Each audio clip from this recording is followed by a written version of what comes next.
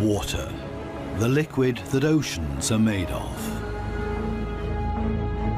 And it fills endless depths. Only few will venture out into the endless open ocean of this vast underwater world. Most of the ocean inhabitants live in the city, as it were, like human societies. Very close together, with friendly neighbors and nasty co-tenants. While dangerous robbers lurk around at the edge of town.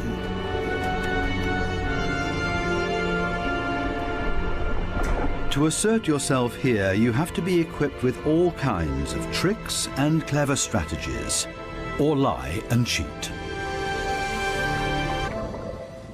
Coral reefs are the largest structures in the world. They're giant submerged metropolises.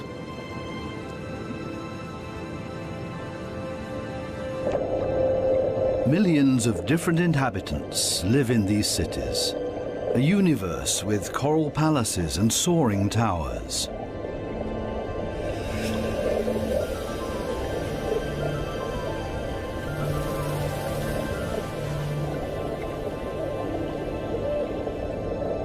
Every neighborhood has a chief. The entire street belongs to this guy. No trespassing, okay? A typical large city with all the noise and ruckus.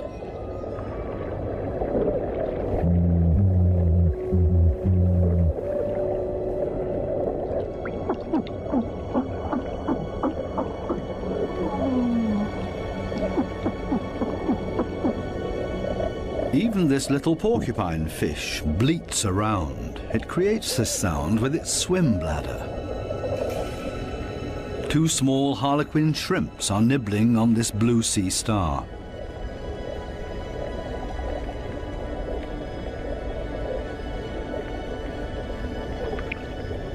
If someone else shows up, he will catch hell.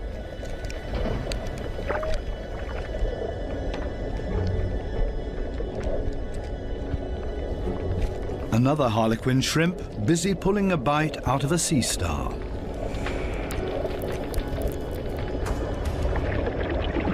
Moray eels in disagreement.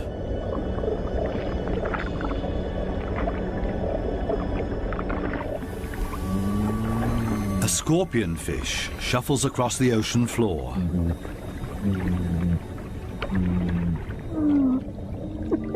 Everything and everybody makes a lot of noise. A boxer crab threatens everybody that comes by, holding two poisonous anemones in its claws. At least the anemone reef looks peaceful. Or does it? The clownfishes are having a huge squabble. Who does this anemone belong to? We can hardly see this fish, but he's easy to hear, a crocodile fish. Does this giant puffer fish hear something?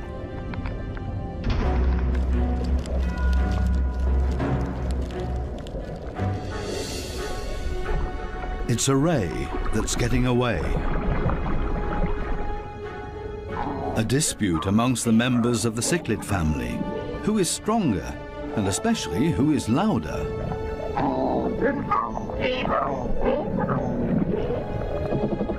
Two Walkman fish are noisily trying to woo a female.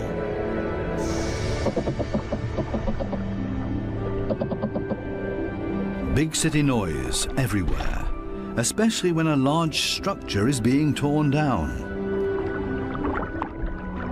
Everybody lives in their own way in this noisy metropolis. Some hover above it all, but others are more down to earth and literally live in the coral sand. These goatfishes, for example, they plow through the ocean floor and catch smaller animals between their teeth.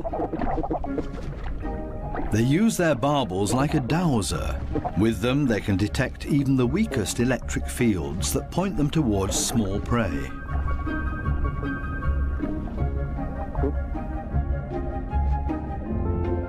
These gobies also dredge through the sand and feed on what they find in there.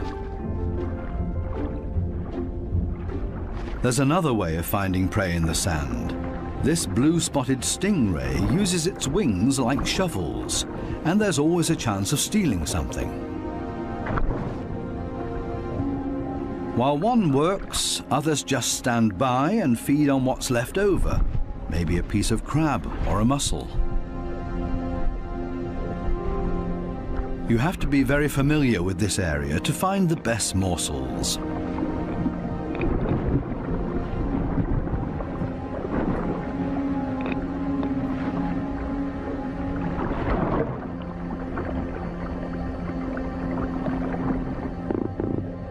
This triggerfish uses a strong stream of water. The fish blows away the sand to unearth whatever is hidden inside it. Others are quick to steal whatever they can.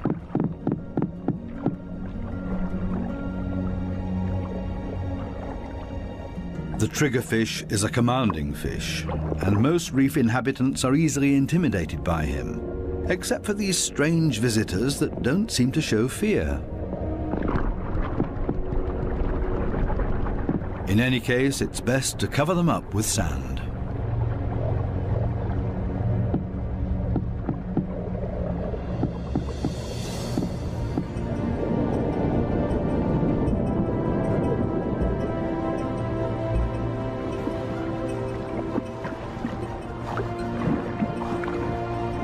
It's not easy for a small fish in a big city. There's always somebody with bad intentions. And you have to be extra careful not to get swallowed, like these moon wrasses, for example. So it's always safer for the smallest among the reef inhabitants to show up in schools.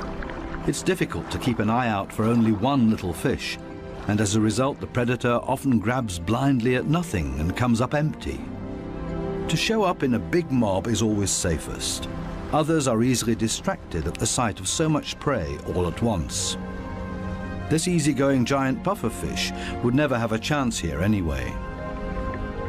Being part of a school of fish is always the best protection from predators. The slow ones are being ignored. No danger here.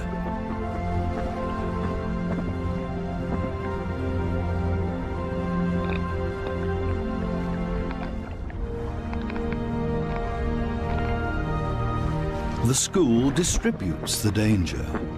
If there are 1,000 fishes, any of them can be the target, and 999 are going to be just fine.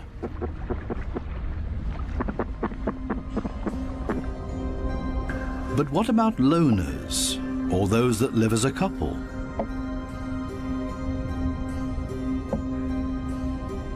Seahorses, for example, camouflage themselves to look like the coral branches they're holding on to.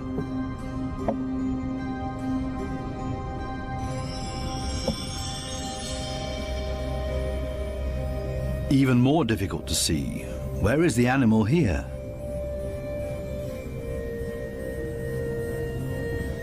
Only the eye betrays this trumpet fish's camouflage.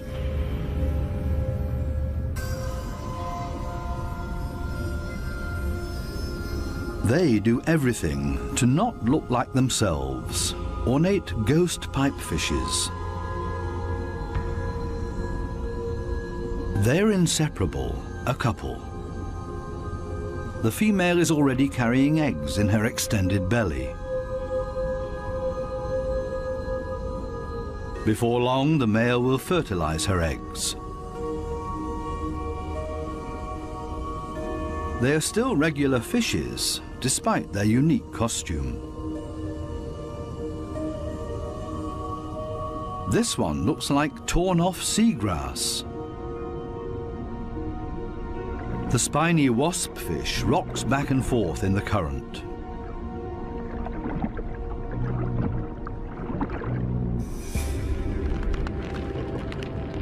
Not a monster, but ingenious camouflage. A spider crab that's decorated its head with a sponge. This will deter any predator.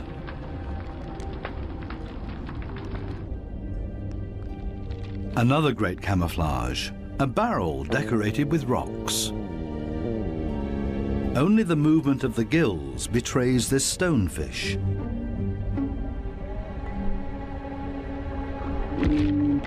Even a smack with a fin doesn't bother him. The fish knows it will not hurt him. It only shoves him a little further to the side.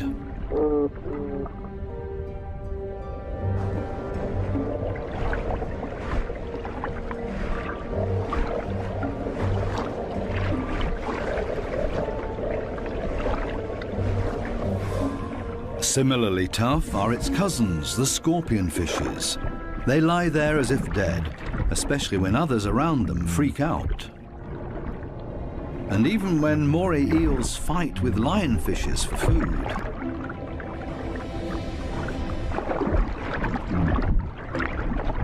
The scorpionfish lies in wait for its chance, and then immediately becomes completely motionless again.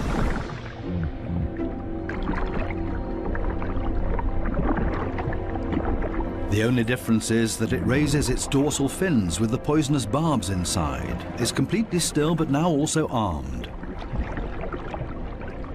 This large anglerfish virtually blends into the background tangle of algae and leaves. Right now, the anglerfish is on high alert. It ejects a large cloud in order to throw off predators.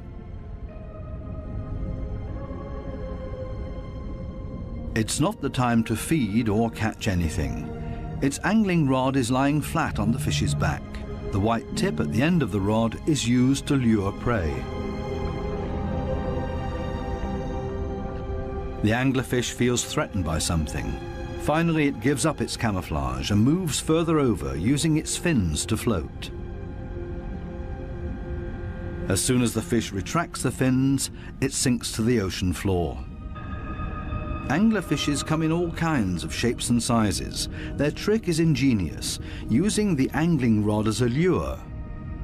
And every curious little fish becomes dinner. Many animals, including ocean inhabitants, communicate with a mixture of sounds and behavior. Everybody has to look out for their own survival in this metropolis of ocean inhabitants. But it seems maybe not quite everybody does it by themselves. The partner goby has come to an agreement with two pistol shrimps. The goby keeps an eye on things while the shrimps keep maintaining their hole. Larger rocks at the entrance are ideal for securing it.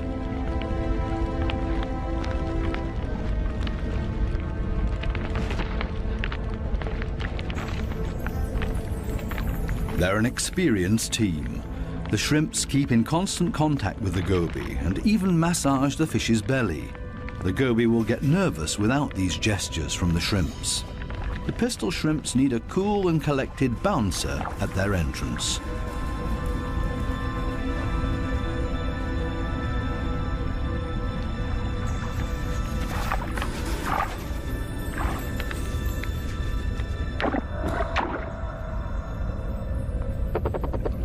Teamwork. This is where the anemones settle with their poisonous tentacles. Whoever gets caught by those will pay for it dearly or lose their life.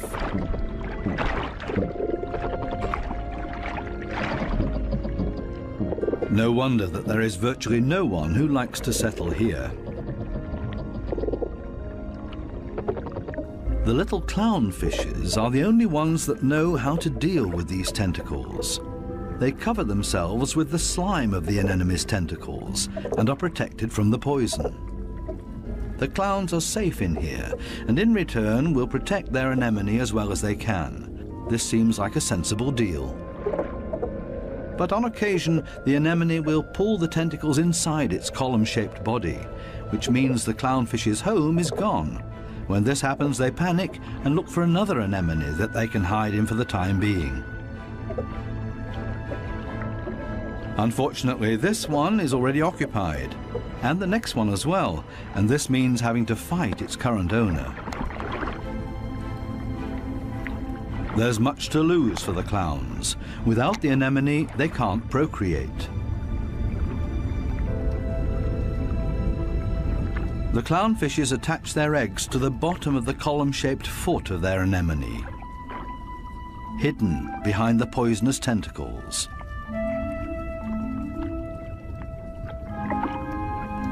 Both male and female tend to the eggs. They fan fresh water on them. The eyes of the babies are already clearly visible. The clowns are very protective of their eggs.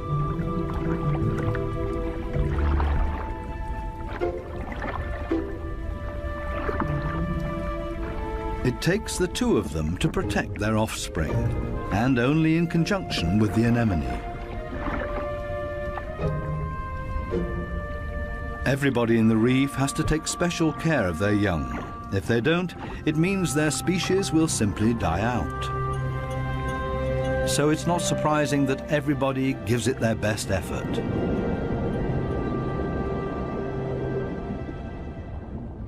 This triggerfish has hidden its offspring in a small hollow in the sandy ocean floor. And this means having to constantly protect this open egg site. On occasion, they blow and fan the eggs, but mostly they keep an eye out for predators. This means grave danger. One of the sea urchins is wandering straight towards the nest. The eggs have to be protected at all cost, but how? The triggerfish seems to consider the alternatives.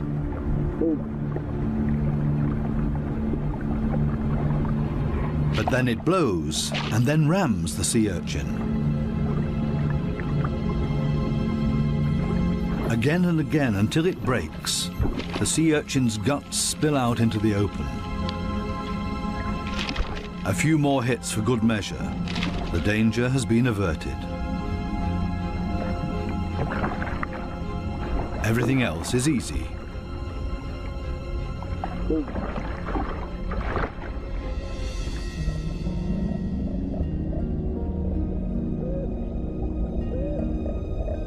Two little damselfishes cling to a coral branch, a pretty and obviously inseparable pair.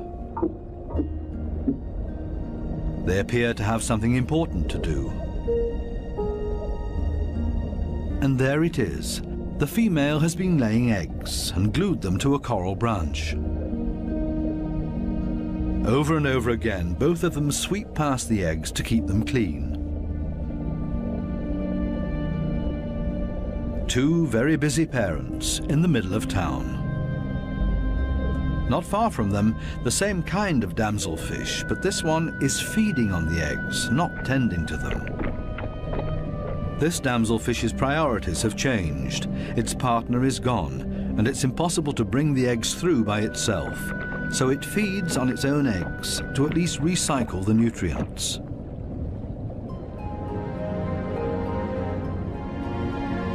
There are many different strategies to give one's offspring a good start. Some are surprisingly easy.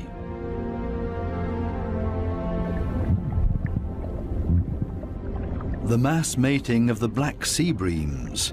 The males are so generous with their sperm that often a cloud of it will engulf the entire wedding party.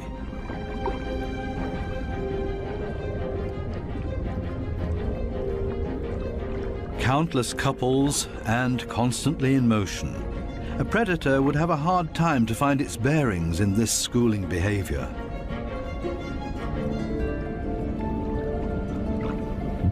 The fish's instincts cause them to mass mate in order to ensure the survival of their species.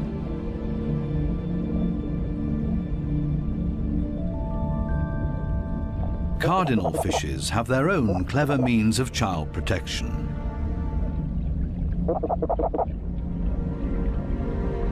It's not time yet. The couple are still flirting and courting with each other, going around and around.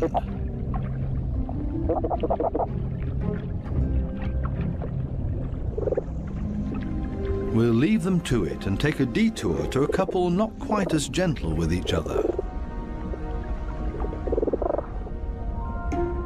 Monkfishes live in groups, and their nests are very close to one another. As a result, all the fishes are alerted to a predator nearing their nests.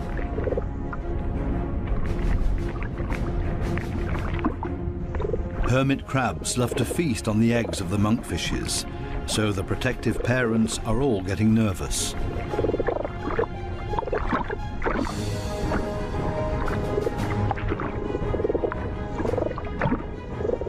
The hermit crab is still far enough away and currently busy with something else. The hermit crab's best defense is its house that it carries around for protection. The patience of the monkfishes is wearing thin.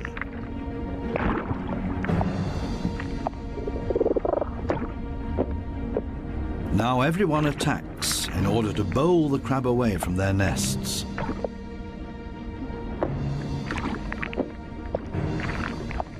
They're clearly telling this hermit crab to take a hike, but they should have stayed with their offspring because there's new danger approaching.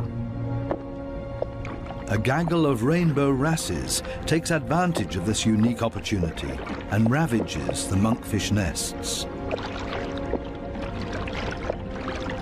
The predators are quick, brutal, and in the majority.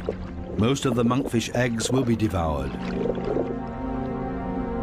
An attack of this kind would never happen to the cardinal fishes because they are mouth brooders and don't have to watch over a nest that's out in the open. The males carry the eggs in their mouths, up to 20,000 of them.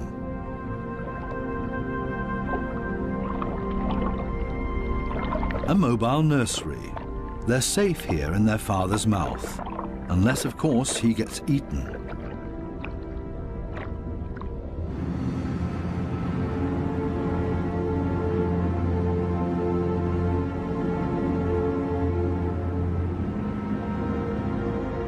During the night, when it's dark, the danger is greatest.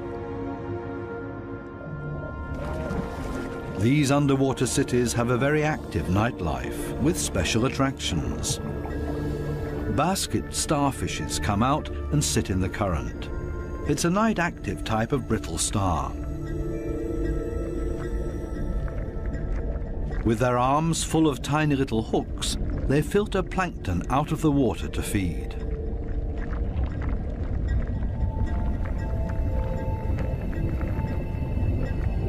A very elegant feather star. It's on the move to find a better spot to filter plankton.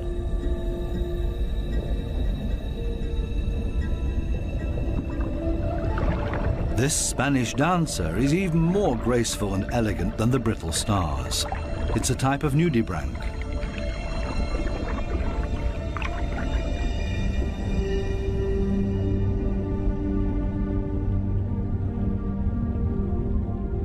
The giant pufferfish is relaxed and spends the night dozing off on the sandy bottom.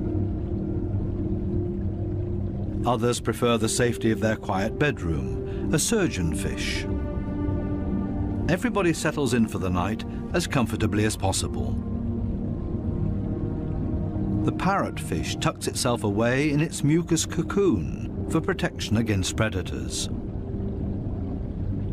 Everybody's sleeping arrangements are different.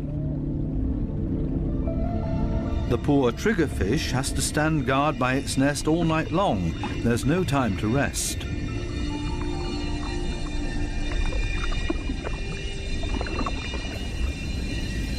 Some of the predators are quite soft-footed. A cone snail has spotted a small fish.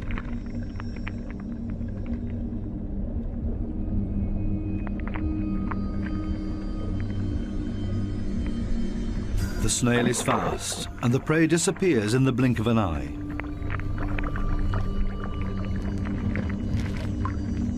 The night is still young, and still full of danger and terror. These lionfishes pose danger to the cardinal fishes.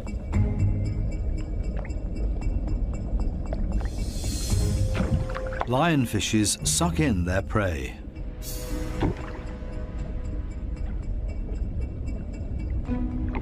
Even if they choke on it.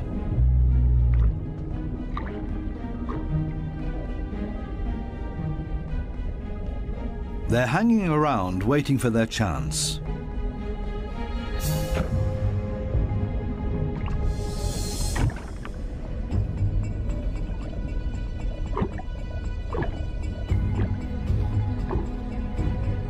This poor cardinal is sideways in the lionfish's mouth, eggs and all.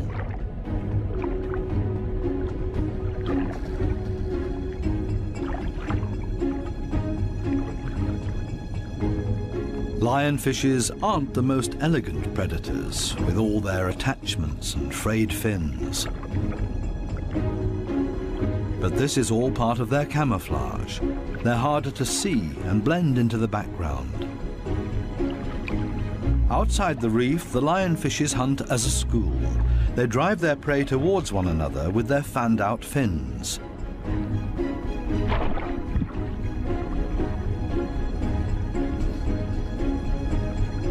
They prefer to attack from above, cornering their prey.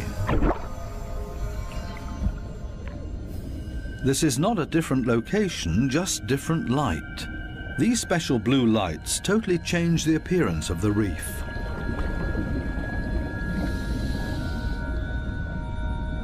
Now we can see that the coral polyps are bright red, and they clearly stand out from their environment.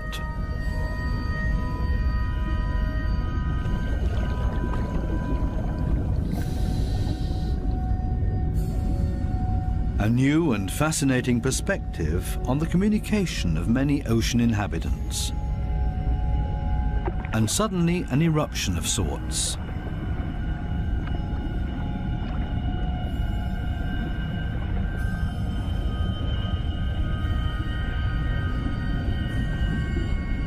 It looks like smoke, but in reality it's a type of reproduction. A carpet anemone is ejecting its sperm.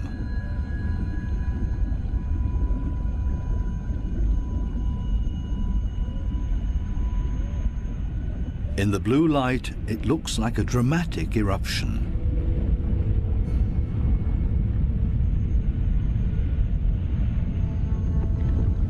A hermit crab as a magic lantern.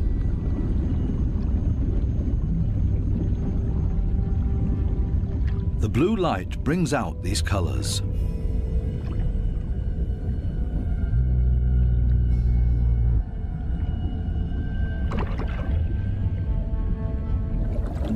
An entire group of lionfishes on a food foray.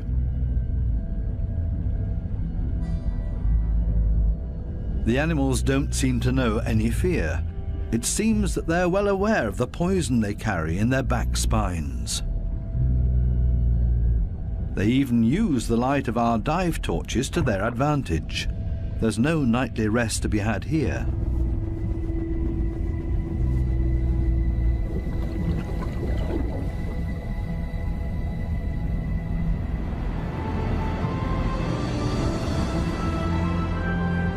With the first daylight, new life comes into the reef city.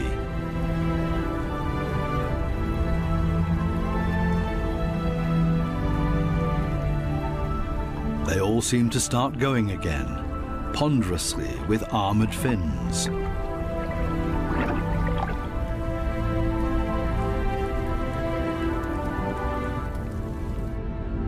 As pedestrians, and as light and quiet as possible.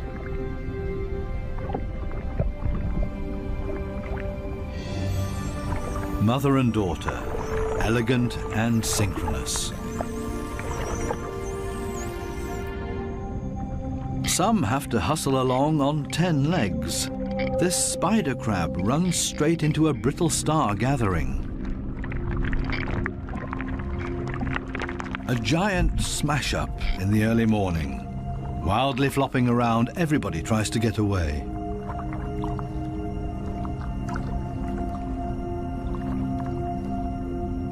As in every city, there are also shopping opportunities here.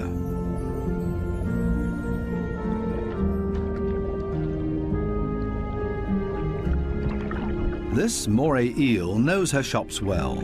She rushes to her favorite store every morning. The same with this blue-spotted ray. But they haven't opened yet. It leans on one fin as if to say, it's waiting.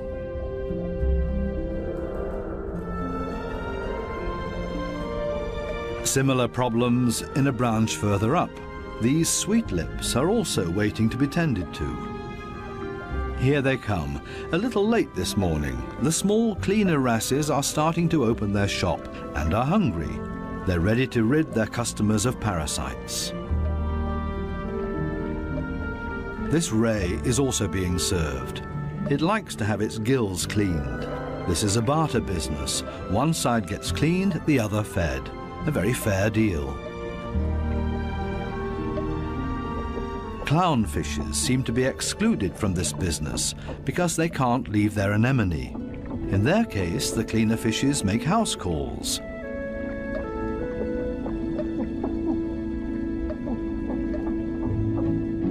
This snake eel is also otherwise engaged, and the cleaner shrimps are also making house calls for him. Finally, it's the moray's turn. It has a lot of nutritious freeloaders on its skin and in its gills.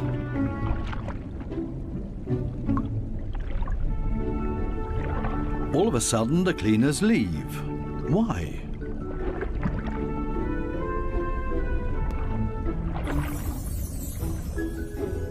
This Titan triggerfish is no better off. The treatment has stopped before he was finished. The cleaner fishes have new customers, clients that have never come to see them before, and they're now being preferred over old customers. The point is that these new clients will like the service here so much that they will come back again. The regular customers have to be patient and wait until the new clients are finished. Cleaner fishes operate solely according to economic rules. This guy has also come for the first time and quite enjoys their service.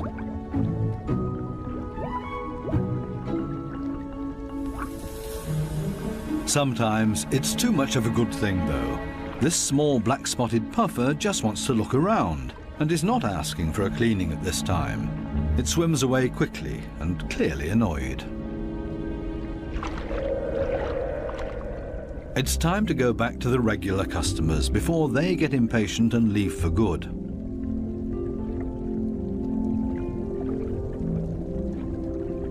Digging deep where the gills are dirtiest.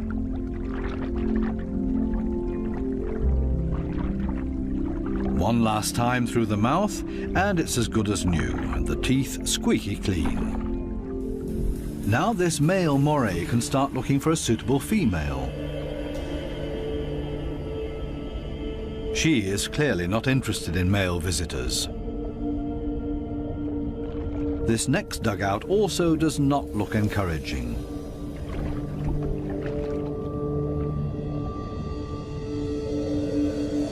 These two have already found each other. A strange pair with a triggerfish as roommate. They seem to get along just fine. It's difficult to cut in as a stranger.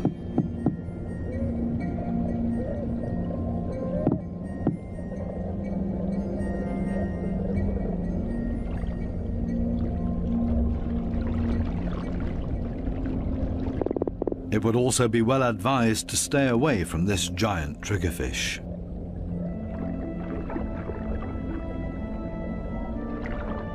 This, on the other hand, might be a different situation. It's important to be patient.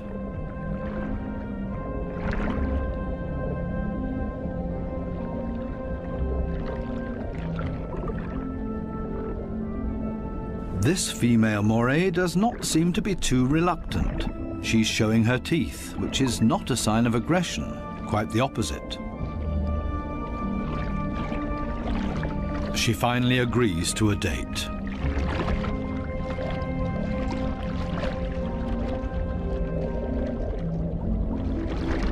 The two of them are getting to know each other. Moray eels are very gentle with their mates.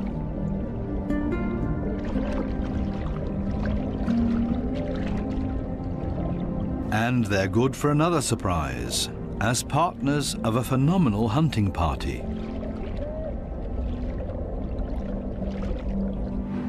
These types of hunting parties have to find each other first in this big city.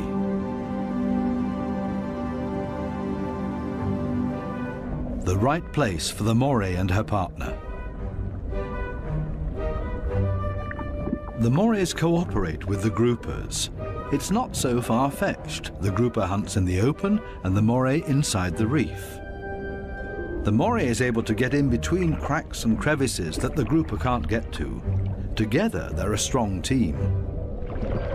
A grouper that's trying to convince this moray to hunt with him. The grouper signals this to the moray by rocking back and forth and shaking for all it's worth.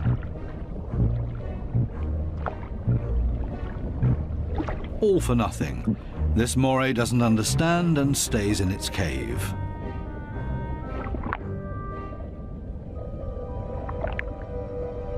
Next try. Maybe the moray will react this time and swim with him. Again, no luck.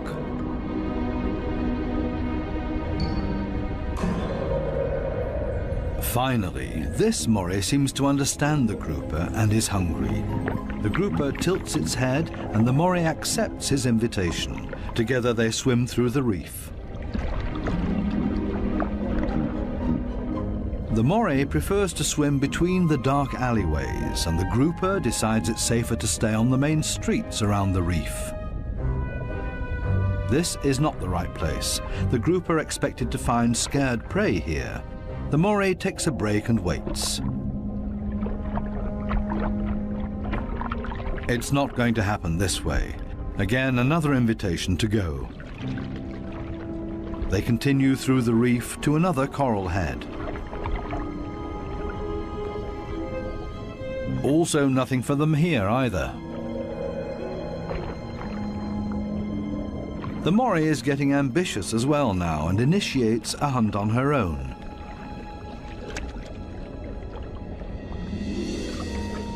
She might be better at finding hunting spots. They're successful in this next coral head, and then everything happens very quickly. The fishes are panicked, and both hunters are able to profit from that.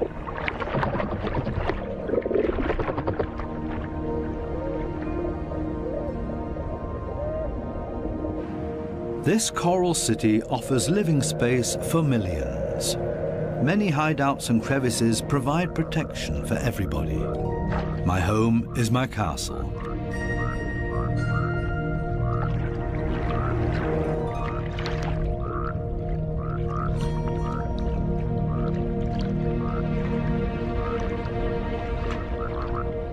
While some escape between sharp corals, others curl up in a ball.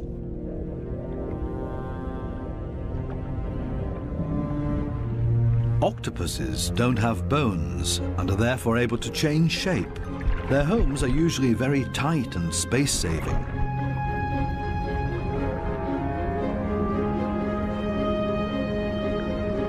They like to live a bit further apart from their neighbors because they're not necessarily always friends with one another.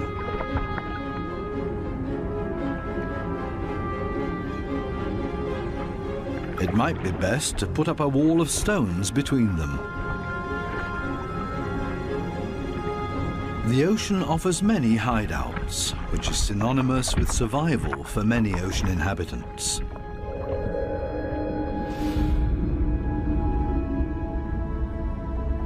There can also be hideouts that nature never intended to be there, such as this giant wreck, 240 feet deep.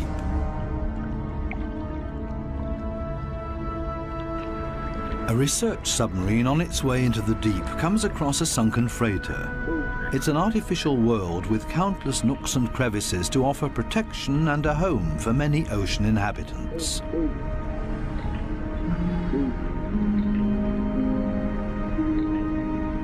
The wreck has long been overgrown with all kinds of sea life. The side of the hull has become a living wall made of corals and sponges.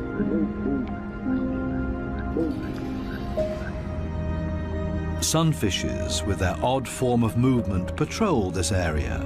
They're looking for jellyfish.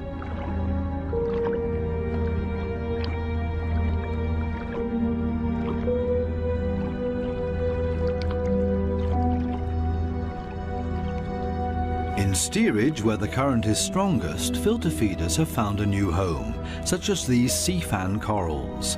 They feed on the tiny plankton particles.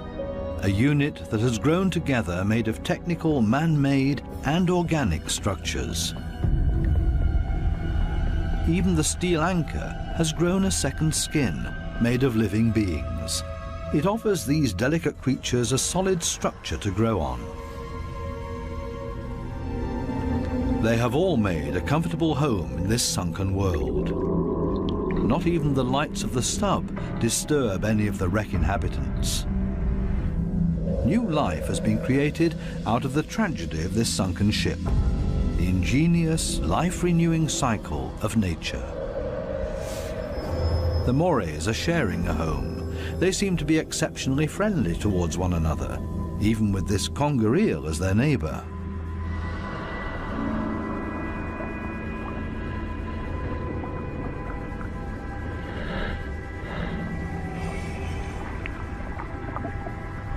Even the octopus remains unharmed by the Morays.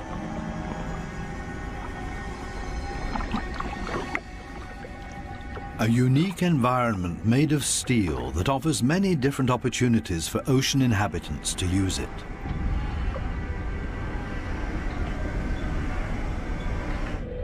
Even this fishing net offers a conger eel a place to hide.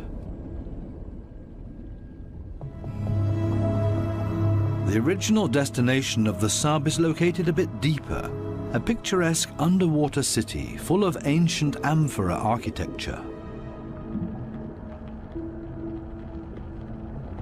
An antique merchant vessel sank here.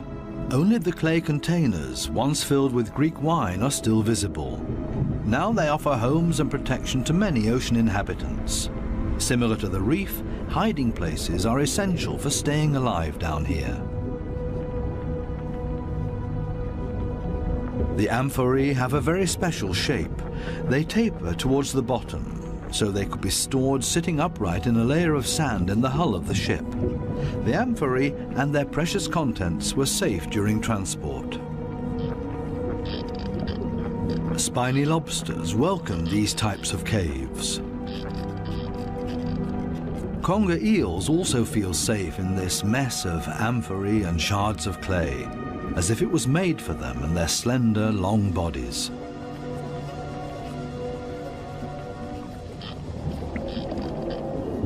The city of amphorae on the ocean floor provides countless opportunities to observe, disappear, and be unseen.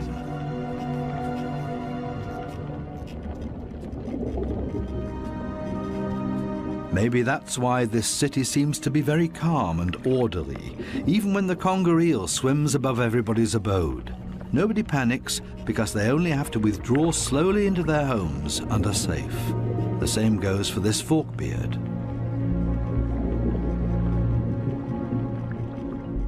The conger eel's only chance to make prey down here is to hide himself and ambush somebody. The sunfishes also don't have much luck feeding here, for the same reasons as the conger eel. On the other side of the globe, the Spencer Gulf in southern Australia. Every year, hundreds of giant cuttlefishes meet up to mate. The rocky seabed offers great holes and caves to hide the eggs.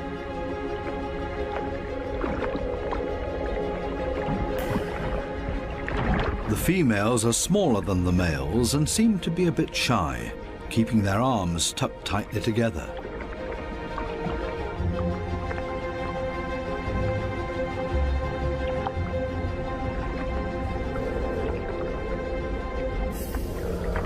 The males, on the other hand, present every bit of themselves openly to impress the females, but also other males that are potential rivals. When the going gets tough, it's always a good idea to hide behind the safety of a cloud of ink.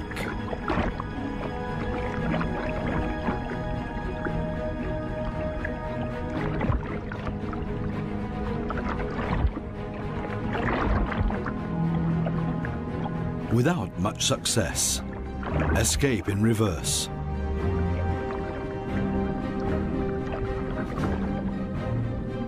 Only the strongest of them have a chance with the females. He's a winner and courts his female by changing his color to interesting stripes. She has agreed to mate with him, and they hug tightly. He deposits his sperm package into her mantle opening. Immediately afterwards, she withdraws into one of the caves on the ocean floor in order to avoid courtship from other males, a clear signal. The male is protecting his female from other rivals.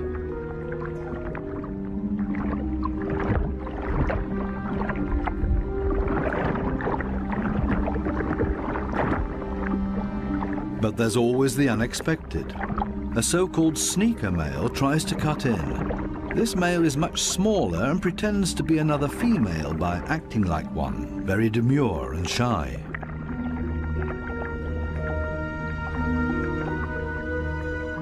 All seems to be fine in the den. He's busy chasing away other rivals from this new supposed female. Especially now that there are 2 females under his protection. It can't hurt.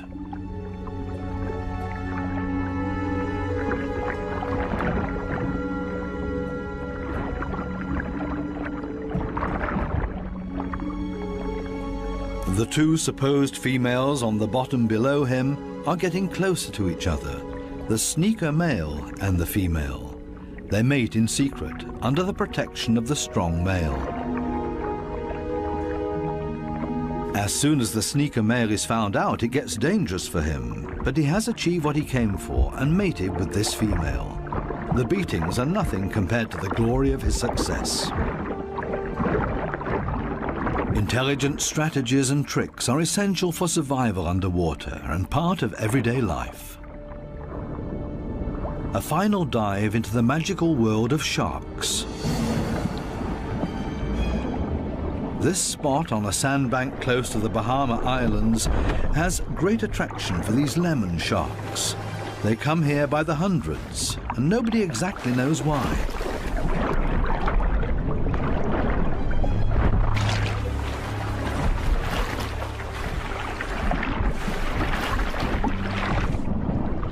This sandy plateau in the middle of the open ocean is easy for scientists to get to.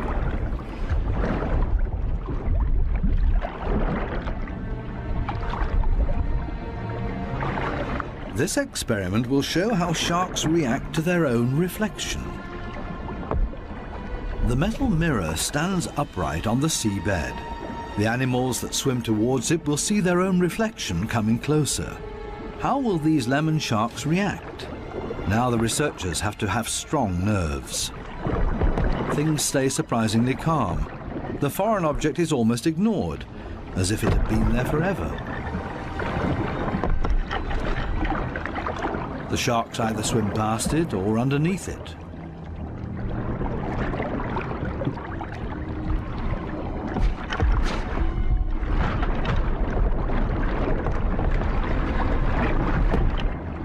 The scientists expected a bit more, and soon the sharks lose all interest in the mirror.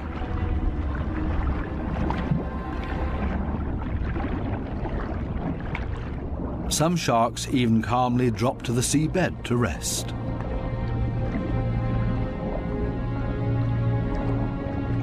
The only ones alarmed by this behavior are the remoras that like to keep moving.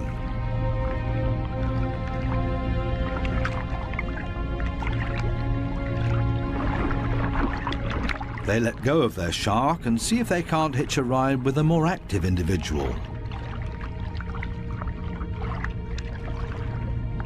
Shark hopping. This one isn't a good choice either, so they continue to yet another one.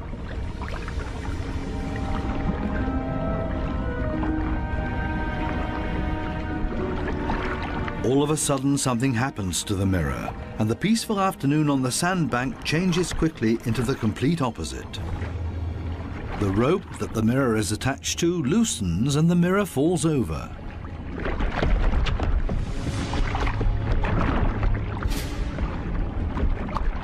Suddenly, and seemingly out of nowhere, several sharks rush to the mirror and show great interest in it.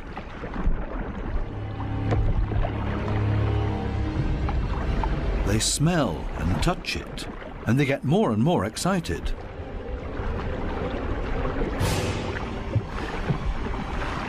What happened all of a sudden? None of the scientists have any idea how to explain this change in behavior. The animals that were calm and collected only a second ago are now completely out of their minds, and the situation quickly escalates into a mass attack on the mirror. Do they mistake their own reflection for an opponent? It's time for the divers to leave because it's not safe anymore. The communication of the ocean inhabitants continues to offer new and exciting insights, though we will probably never fully understand them.